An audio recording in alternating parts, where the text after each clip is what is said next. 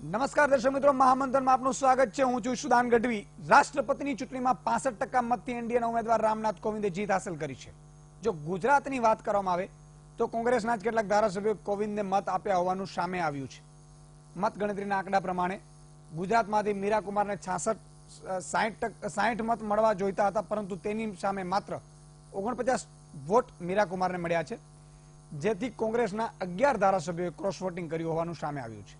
જો કે ક્રોસ વોટિંગની જાણ થતાં જ હવે હાઈકમાન્ડને પણ ધારાસભ્યો સામે કાર્યવાહી કરવા માટે બાયો ચડાવી દીધી છે, પરંતુ અહીં પણ હાઈકમાન્ડ ફાવી નહીં શકે તેમ લાગી રહ્યું છે, કેમ કે બાપુના કારણે હાઈકમાન્ડથી નારાજ ચાલતા ધારાસભ્યો હવે ભાજપમાં જોડાવાની તૈયારી કરી રહ્યા છે। તેવામાં ભાજપના 150+ મિશનમાં જે મિશન છે તેની તરફ આગળ વધી રહ્યું હોય ભાજપ તેવું લાગી રહ્યું છે।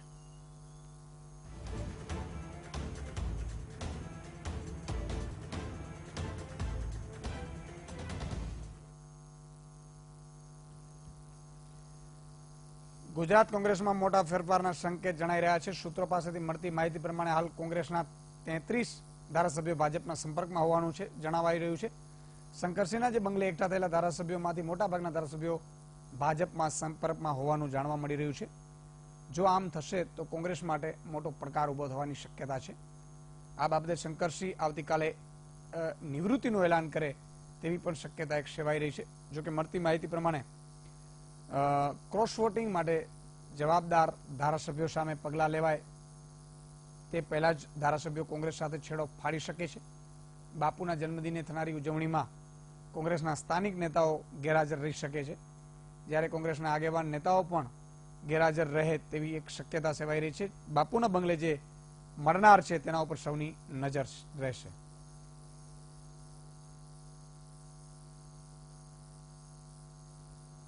રાષ્ટ્રના મહામહિમની ચૂંટણીના પરિણામોને લઈને સમગ્ર દેશમાં ઉત્સાહનો માહોલ જોવા મળી રહ્યો છે, પરંતુ ગુજરાત કોંગ્રેસ માટે મહામહિમની ચૂંટણીના પરિણામો નવી મુસીબત ઊભી કરનારા સાબિત થયા છે। ગુજરાત કોંગ્રેસમાં જૂથવાદ ચરમસીમાએ છે, ત્યારે ગુજરાતમાંથી એનડીએના ઉમેદવાર રામનાથ કોવિંદને જીતાડવા માટે કોંગ્રેસ ધારાસભ્યોએ કરેલા ક્રોસ વોટિંગથી ફરી કોંગ્રેસના બળતા ઘરમાં ઘી હોમાયું છે।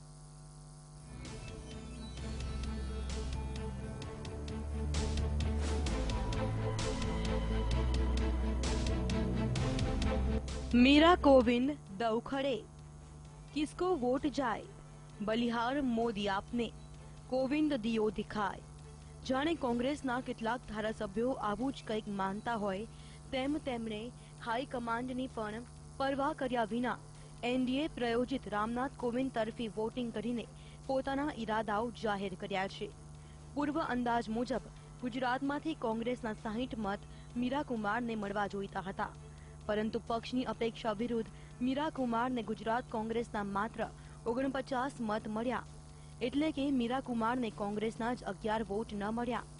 કોંગ્રેસ વોટિંગને લઈને કોંગ્રેસ હાઈકમાન્ડ ચિંતામાં મુકાઈ ગયું છે।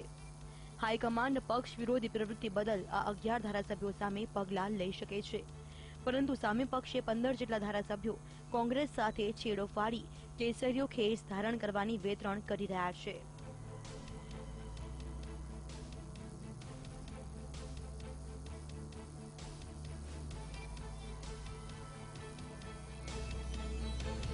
એક તરફ ગુજરાતમાં કોંગ્રેસનું ઘર ભડભડ બળી થયું છે, તો આ ઘરમાં લાગેલી આગ ઠારવાના બદલે એના અમુક સભ્યો ઘરને બળતી સ્થિતિમાં મૂકીને ક્યાંક સુરક્ષિત જગ્યાએ પહોંચી જવા મહેનત કરી રહ્યા છે। અહીં ભાજપનો પ્લાન સી એટલે પ્લાન કોંગ્રેસ સફળ થતો જણાય છે। ભાજપ 150+ ટાર્ગેટને પૂર્ણ કરવા માટે કોંગ્રેસના કેટલાક ધારાસભ્યોને તોડવા માંગે છે, તેમાં તે જરૂર સફળ થશે તેમ ક્રોસ વોટિંગના પરિણામો પરથી જણાઈ રહ્યું છે। એક અંદાજ મુજબ 15 જેટલા કોંગ્રેસના ધારાસભ્યો ભાજપ સાથે જોડાવાના છે। તેમના નામ જોઈએ તો રાઘવજી પટેલ, ધર્મેન્દ્રસિંહ જાડેજા અને ધારાસભ્ય મેરામન ગોરિયા કોંગ્રેસ સાથે છેડો ફાડવાની ફિરાકમાં છે। સાથે ગોધરાના CK રાહુલજી, રામસિંહ પરમાર કોંગ્રેસને રામ રામ કરી દેવાની તૈયારીમાં છે। ઉપરાંત અનિલ જોશિયારા, અનિલ કોટવાલ, બળવંત રાજપૂત, મહેન્દ્ર બારૈયા અને બળદેવજી ઠાકોર જેવા કોંગ્રેસ ધારાસભ્યો ભાજપમાં જોડાઈ શકે છે।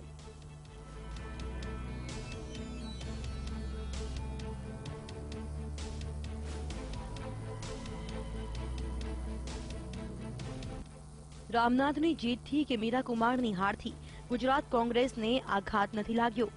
આઘાત તો લાગ્યો છે એનડીએ પ્રાયોજિત મહામહિમની જીતમાં ગુજરાત કોંગ્રેસના યોગદાનથી. પગલાં ભરવાથી આ પરિસ્થિતિ સુધરે તેમ નથી. Bureau report, VTV news, Ahmedabad.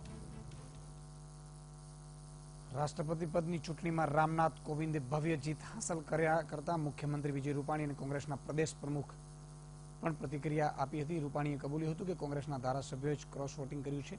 તો બીજી તરફ કોંગ્રેસ પ્રદેશ પ્રમુખ બરસિંહ સોલંકીએ પણ ક્રોસ વોટિંગ પર પ્રતિક્રિયા આપી હતી અને કહ્યું હતું કે હાઈકમાન્ડ સાથે આ અંગે ચર્ચા કરવામાં આવશે અને આગામી રણનીતિ પર આગળ વધવામાં આવશે.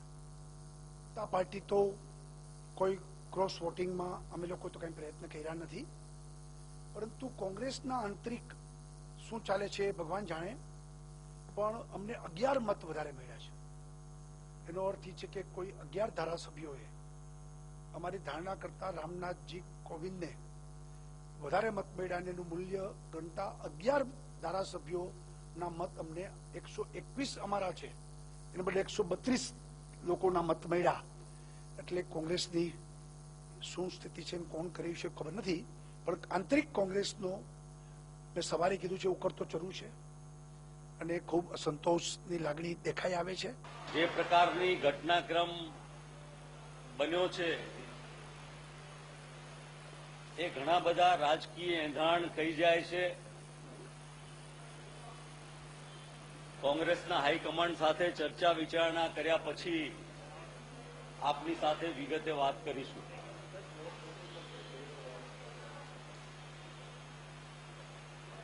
વોટ ઓછા મળ્યા છે એનો અર્થ કે ક્રોસ વોટિંગ થયું છે એવું સ્પષ્ટપણે લાગે છે અને એ બાબત અંગે પણ ચોક્કસપણે પાર્ટી વિચાર કરીને નિર્ણય કરશે. તો દર્શક મિત્રો, મહામંથનમાં આજે આપણે ચર્ચા કરવાના છીએ કોંગ્રેસને કોણે કરી ક્રોસ. આ મામલે આપણી સાથે 3 મહાનુભાવ હાલ જોડાયા છે. સુધીરભાઈ રાવલ છે કન્સલ્ટિંગ એડિટર, જયેશ શાહ છે રાજકીય વિશ્લેષક અને અશોક જીરાવાલા કોંગ્રેસના નેતા છે. ભાજપના નેતા થોડી જ ક્ષણોમાં જોડાશે, હાલ પહોંચી નથી શક્યા. આપણે મહામંથનની શરૂઆત કરીએ. જે રીતે અશોકભાઈ આપનાથી હું પ્રશ્ન પૂછવા માંગીશ કે જે રીતે ક્રોસ વોટિંગ થયું છે રાષ્ટ્રપતિની ચૂંટણીમાં, ખરેખર જ્યારે કોંગ્રેસ પાર્ટીમાં એક એવી મેસેજ તો ઘણા સમયથી વહેતા હતા કે નારાજગી ચાલી રહી છે, નારાજગી ચાલી રહી છે, પણ આમાં તો સ્પષ્ટપણે નારાજગી દેખાઈ પણ આવી છે. હવે નારાજગી છે કે પછી એ પક્ષ પલટાનું કારણ છે, શું કહેશો તમે? જે થયું છે એ તો ખરેખર ખોટું જ થયું છે.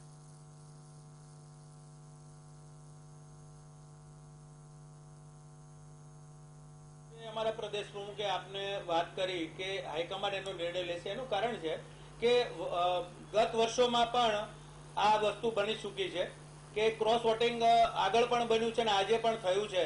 એ સ્પષ્ટ વાત છે કે ક્યાંક ને ક્યાંક કોંગ્રેસના ધારાસભ્યોએ જે રીતે ક્રોસ વોટિંગ કર્યું છે એના ઉપર હાઈકમાન્ડ પગલાં લેશે, એ હાઈકમાન્ડે નક્કી કરવાનું છે. પણ એક વસ્તુ છે કે નલિનભાઈ કોટડીયાએ પણ એક ક્રોસ વોટિંગ કરી અને પોતાની પ્રતિક્રિયા આપી છે સત્તાની સામે. તો આ સ્વાભાવિક છે કે આવું બની શકે છે, પણ ગંભીર બાબત એ છે કે ક્યાંક કોંગ્રેસના ધારાસભ્યોએ જે રીતે ક્રોસ વોટિંગ કર્યું છે, ક્યાંક એની નારાજગી હોય છે કે હું લાલચની વાત નથી કરતો, પણ ક્યાંક નારાજગી વ્યક્ત કરી છે એવું માની શકાય. નારાજગી વ્યક્ત કરી છે તો કોંગ્રેસ જ્યારે પક્ષ અહીંયા સંભાળતા હોય ત્યારે નારાજગી હોય તો આટલી મોટી ઘટનામાં નેતાઓ શું ઊંઘી રહ્યા હતા?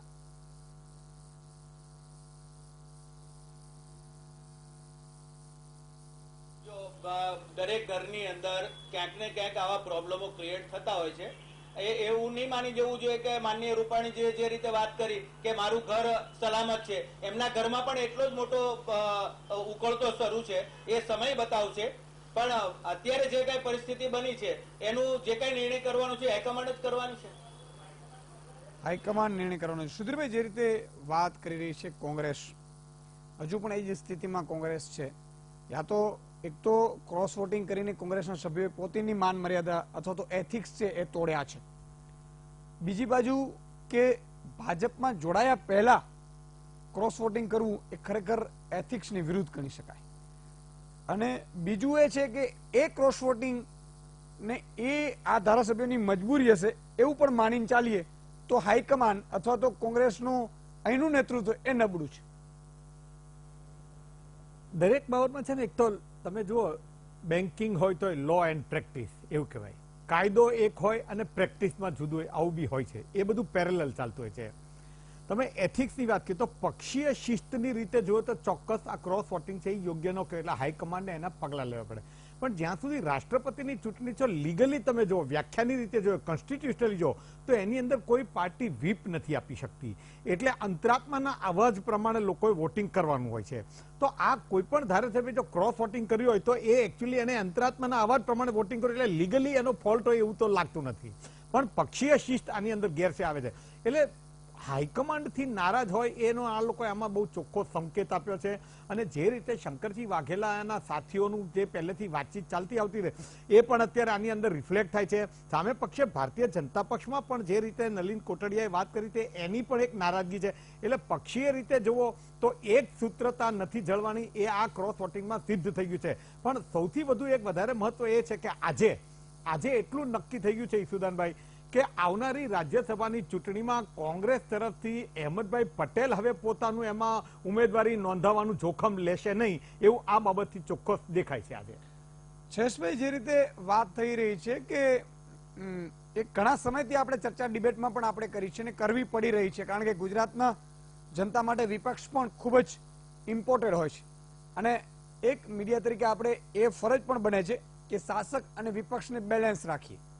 ત્યારે સવાલ એ થાય છે કે જ્યાં સક્ષમ વિપક્ષ ના હોય ત્યાં શાસક છે એ ક્યાંક ને ક્યાંક પોતાની મનમાની કરવામાં વધારે પડતું એવું કહી શકાય કે એને એક રૂલ તોડીને પણ એ પોતે શાસક એવું માનતો હોય કે મારી જનતાનો ચુકાદો છે એટલે હું જે કરું છું એ સારું કરું છું. ખરેખર એમાં જનતાને નુકસાન હોય તો પણ.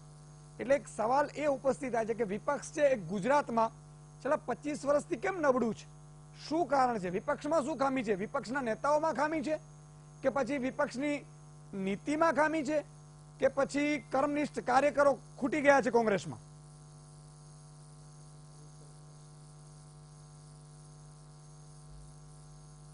ભાઈ, તમે જે વાત કરી ત્યાંથી શરૂઆત કરીએ. તંદુરસ્ત લોકશાહી માટે મજબૂત વિપક્ષ, સક્ષમ વિપક્ષ ખૂબ જ આવશ્યક છે. તો જ લોકશાહી તંદુરસ્ત રહે, પ્રણાલી લાંબો સમય જળવાઈ રહે. વધારે પડતી બહુમતી મળે તે પણ સર્વોચ્ચશાહી તરફ ટર્ન થઈ જતી હોય છે, ચૂંટાયેલી હોય તો પણ. હવે જ્યારે કોંગ્રેસની વાત કરીએ તો કોંગ્રેસમાં એવું છે કે જેટલા કાર્યકરો છે તેટલા નેતાઓ છે. હું હંમેશા એવું કહેતો આવ્યો છું કે કોંગ્રેસ મુક્ત ભારતનું સ્લોગન જે આપવામાં આવ્યું છે તે લોકશાહીની તંદુરસ્ત પ્રણાલી પ્રમાણે યોગ્ય નથી. પરિવાર મુક્ત કોંગ્રેસ જો સ્લોગન હોય તો કદાચ એ ભારતીય લોકશાહી માટે તંદુરસ્ત નિશાની છે. હવે અહીંયા જ્યારે હાઈકમાન્ડની વાત થઈ રહી છે, હાઈકમાન્ડ કોણ? છેલ્લા 6 થી 8 મહિનાથી શંકરસિંહ વાઘેલા આટલી બધી હદે ખુલ્લેઆમ પાર્ટી વિરુદ્ધની કાર્યવાહી કરી રહ્યા છે, પાર્ટીને પડકાર ફેંકી રહ્યા છે કે આ હાઈકમાન્ડે શું કર્યું? નથી કેન્દ્રીય હાઈકમાન્ડે કર્યું કે નથી રાજ્યના હાઈકમાન્ડે કર્યું. છેલ્લા 20 થી 25 વર્ષનું જો કોંગ્રેસનું સર્વૈયું કાઢીએ તો શહેર લેવલ હોય, જિલ્લા પંચાયતનું લેવલ હોય, તાલુકા પંચાયતનું લેવલ હોય કે ગ્રામ પંચાયતનું લેવલ હોય, કોંગ્રેસના નેતાઓ ચૂંટણી ભલે હારતા હોય કે કેટલાક કોંગ્રેસના નેતાઓ સ્થાનિક કક્ષાએ એટલે કે કોર્પોરેશનની કક્ષાએ, નગરપાલિકાની કક્ષાએ, જિલ્લા પંચાયતમાં કે રાજ્ય તાલુકા પંચાયતમાં ચૂંટણી જીતતા હોય છે, તો કેટલાક જે કોંગ્રેસના નેતાઓ જે છે એ ચૂંટણી કદાચ ભાજપ સાથે મિલીભગતમાં જીતતા હોય છે. કેટલાક કોંગ્રેસના નેતાઓની ભાજપ સાથે પોતાના ધંધાને સાચવવા માટે મિલીભગત છે. એટલે કોંગ્રેસના નેતાઓ માટે પક્ષ પહેલો નથી, પોતાનો ધંધો અને પોતાનું હિત પહેલું છે. આ ક્લિયર અને સ્પષ્ટ વાત છે. કોંગ્રેસે જો ઊભું થવું હશે તો કોંગ્રેસે પોતાની એક કાર્યકરોની ફોજ ઊભી કરવી પડશે. શંકરસિંહ વાઘેલા જ્યારે કોંગ્રેસમાં જ્યારે દાખલ થયા ત્યારે એને શક્તિ સેના બનાવી હતી. શક્તિ સેનાથી એમને એટલું મોટું શક્તિ પ્રદર્શન દરેક શહેરોમાં કર્યું હતું. એ વખતે જો શંકરસિંહ વાઘેલાને છૂટ મળી હોત તો કોંગ્રેસ કદાચ આ કક્ષા પર ગુજરાતમાં ન આવી હોત. શંકરસિંહ વાઘેલાને પ્રસન્ન કરવાનો મારો આ દલીલ નથી, પરંતુ શંકરસિંહ વાઘેલાને જે રીતે કોંગ્રેસમાં સ્થાન મળવું જોઈતું હતું તે સ્થાન મળ્યું નથી. ભલે હોદ્દો મળ્યો છે પણ એમને હંમેશા શકની દ્રષ્ટિએ જોવામાં આવ્યા છે. શંકરસિંહ વાઘેલા આરએસએસમાં રહી ચૂક્યા છે, ભાજપમાં વર્ષોથી રહ્યા, ભાજપને ગુજરાતમાં ઉભો કરવામાં એમનું યોગદાન છે, એટલે ભાજપના તમામ લૂફળ શંકરસિંહ વાઘેલા જાણતા હોય. છતાં પણ જો કોંગ્રેસ એમને મહત્વ ન આપતી હોય તો કોંગ્રેસના નેતાઓમાં કંઈક ખૂટે છે, કાં તો કોંગ્રેસના નેતાઓની ભાજપ સાથેની મિલીભગત છે એવું ચોખ્ખું કહી શકાય છે. અહેમદ પટેલ આમાં સૌથી મોટો રોલ કદાચ ભજવી રહ્યા હોય અને એને જ કારણે કદાચ આ એક ટ્રેલર રાષ્ટ્રપતિની ચૂંટણીમાં ભજવાયું હોય અને રાજ્યસભાની ચૂંટણીમાં એ ફાઇનલ ખેલાઈ જાય.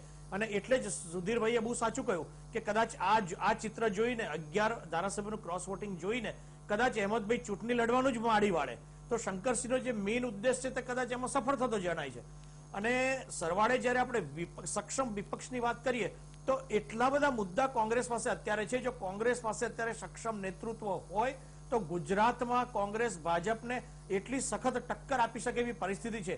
એક બાજુ દલિતો નારાજ છે, એક બાજુ પાટીદારોનું આંદોલન ચાલી રહ્યું છે, બીજી બાજુ ઠાકોરોનું આંદોલન ચાલી રહ્યું છે. નો ડાઉટ દરેકમાં રાજકીય પાસાઓ છે, પરંતુ આ બધામાંથી કોંગ્રેસે સંયુક્ત લાભ લેવો હોય તો લઈ શકે છે. એક દાખલો લેવા જોઈએ, ટેક્સટાઇલ મિલોની સ્ટ્રાઇક હતી સુરતમાં, ટેક્સટાઇલ માર્કેટમાં હડતાલ હતી. એમને ચાન્સ જોયો, અચાનક અશોક ગેહલોત, ભરત સોલંકી ને બધા ટેક્સટાઇલ માર્કેટમાં ગયા. ટેક્સટાઇલ માર્કેટમાં જ્યારે ગયા ત્યારે કોંગ્રેસને વધાવવાને બદલે મોદીની વાતો થઈ. એટલે ગ્રાઉન્ડ રિયાલિટી શું બતાવે છે? લોકો ભલે ભાજપથી નારાજ છે પણ હજી પણ કોંગ્રેસને મત આપવા તૈયાર નથી કે હજી પણ કોંગ્રેસ ઉપર ભરોસો મૂકવા તૈયાર નથી. આવું થવાનું કારણ કોંગ્રેસની જે 5 નેતાગીરી છે, શક્તિસિંહ ગોહિલ છે, અર્જુન મોઢવાડિયા છે, તુષાર ચૌધરી છે, ભરતસિંહ સોલંકી છે, જગદીશ ઠાકોર છે. કોંગ્રેસના જે હું નવરત્નો કહું છું, ગુજરાત કોંગ્રેસના જે નવરત્નો છે ને એ નવરત્નો એકબીજાના ટાટિયા ખેંચવામાંથી ઊંચા નથી આવતા. કોંગ્રેસ એક થઈને કદી લડી નથી. જે દિવસે કોંગ્રેસ એક થઈને લડશે તે જ દિવસે કોંગ્રેસ ગુજરાતમાં ઊભી થઈ શકશે. ત્યાં સુધી ગુજરાતમાં કોંગ્રેસને ઊભું થવું બહુ અશક્ય છે. અને જ્યાં સુધી નેતાઓ પોતાના બિઝનેસ હિતને બાજુ પર મૂકીને, વ્યક્તિગત હિતને બાજુ પર મૂકીને પાર્ટી હિતને લઈને ચાલશે ને તે જ દિવસે કોંગ્રેસ. બિલકુલ સવાલ એ જ થાય છે અશોકભાઈ કે અમિત શાહ કે જે ગુજરાત લેવલથી આગળ આવીને ભાજપ માટે એવું કહી શકાય કે દરેક રાજ્યમાં અત્યારે 4 થી 5 દિવસ વિતાવે છે. આટલું બિઝી શેડ્યુલથી આપણે એ કામગીરી કરી રહ્યા છે. ગુજરાત ઉપર પણ એટલા જ ફોકસ કરી રહ્યા છે. બીજી બાજુ નરેન્દ્ર મોદી પ્રધાનમંત્રી હોવા છતાં રોડ શો સુધીના આયોજન કરે છે. એક દિવસ અમેરિકા હોય, બીજે દિવસે રાજકોટમાં હોય. ત્યારે કોંગ્રેસમાં એક એ વિચારતો હોય કે કઈ રીતે શંકરસિંહને પાડીએ અને એક એ વિચારતો હોય કે કઈ રીતે ભરતસિંહને પાડીએ. તો કોંગ્રેસ શું કરવા માંગી રહી છે? એક નાના કાર્યકરોને કોંગ્રેસના નેતાઓના અહમના કારણે કાર્યકરોએ કેટલું ભોગવવું પડ્યું છે. શું આ હાઈકમાન્ડ એટલું આંધળું છે? કાં તો કોંગ્રેસ હાઈકમાન્ડમાં બુદ્ધિ નથી અથવા તો એ આંધળું છે. આ બે માંથી કોઈ પણ એક વસ્તુ બનતી હશે ત્યારે જ આ લેવલ સુધી વાત ગઈ છે. શું માનો છો તમે?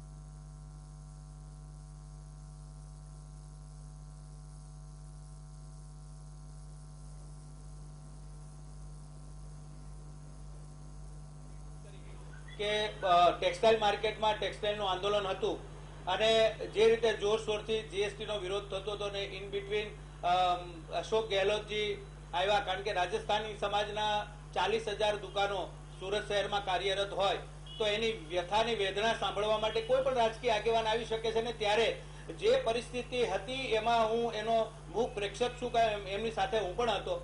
ત્યારે કોઈ પણ જાતનો વિરોધ કરવામાં નથી આવ્યો. માત્ર ભાડુતી લોકોને ઉભા કરીને પાછળથી અશોક ગેહલોતજી અને ભરતસિંહ નીકળી ગયા પછી જે કાંઈ મોદીના નારા કરવામાં આવ્યા, આ તો પેટર્ન શબ્દ છે ભાજપનો, નો ડાઉટ એ એમને મુબારક છે. પણ વાસ્તવિકતા એ છે કે જ્યારે અશોક ગેહલોતજી માર્કેટ એરિયાની અંદર આવે છે ત્યારે લોકો એની સેલ્ફી લેવા માટે, એને આવકારવા માટે પડાપડી કરતા હતા. એ નરી આંખે લોકોએ જોયું છે, કારણ કે લાખોની સંખ્યામાં લોકો ત્યાં ઉપસ્થિત હતા.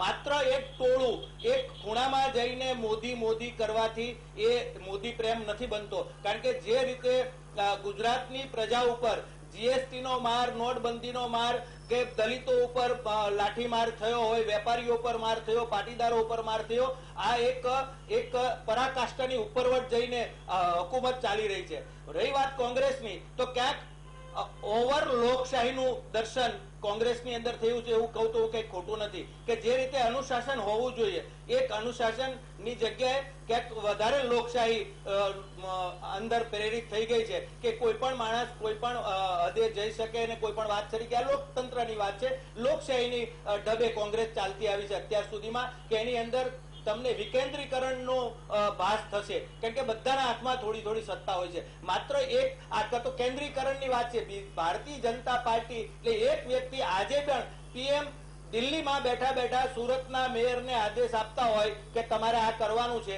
જે મુખ્યમંત્રીને આપવો જોઈએ ડાયરેક્ટ પીએમ કરતા હોય છે. આ રીતની એક હુકુમત ચાલી રહી છે કે એક જ માણસ પૂરા દેશ ઉપર શાસન કરે છે, નીચેથી લઈને ઉપર સુધી, એના સિવાય બીજો કોઈ માણસ વચ્ચે આવતો નથી. એમાં વિજયભાઈ રૂપાણી પણ નથી આવતા. બાકી બધા રિમોટ કંટ્રોલથી ચાલતી એક કઠપૂતળીઓ છે. જે લોકશાહીની અંદર જે વ્યક્તિ ચૂંટાઈને આવે છે એનો પોતાનો એક વિસ્તાર હોય છે, એના પ્રજાની એક માંગણીઓ હોય છે, એની અપેક્ષાઓ હોય છે. એને ફળીભૂત કરવા માટે આ ધારાસભ્યો પાસે, મિનિસ્ટરો પાસે ટાઈમ નથી.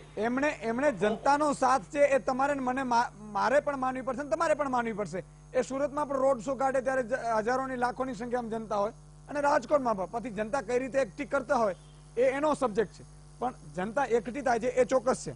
સુધીરભાઈ, આ મામલે પણ આગળ આપણે ચર્ચા કરતા રહીશું, પણ નાનકડા વિરામનો સમય થયો છે. દર્શક મિત્રો, કોંગ્રેસને કોણે કરી ક્રોસ એ મામલા ઉપર આજે આપણે ચર્ચા કરવાના છીએ વિરામ બાદ પણ.